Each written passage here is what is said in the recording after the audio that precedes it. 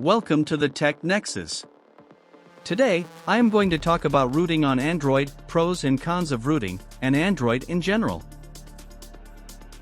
Android is a mobile operating system based on Linux. They often run on devices such as tablets and smartphones from certain vendors.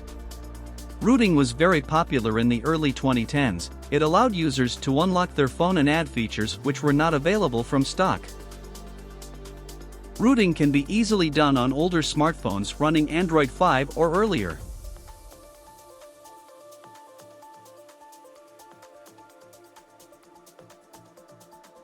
Rooting can be very beneficial for older devices. For example, it can allow older devices to be able to run newer versions of Android by installing a custom ROM. You can also install custom recoveries, like twrp, which can be used to install custom software.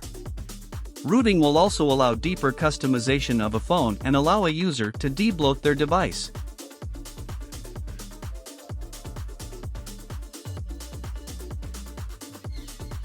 There are some cons of rooting, especially on modern phones.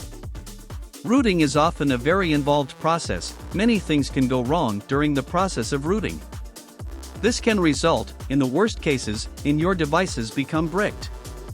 If rooting is successful, it usually requires all personal files on a device are deleted in order to root fully. Rooting can also make a device unsecure, as you are no longer able to receive software updates.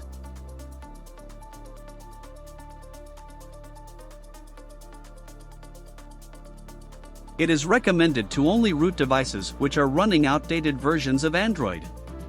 Particularly, Android versions earlier than Android 5. Newer versions of Android have all the features which you may need, which eliminates the need to root and install custom ROMs. Thank you for watching today's video. I hope you enjoyed it. Please consider subscribing to the Tech Nexus for future uploads. Have a great day.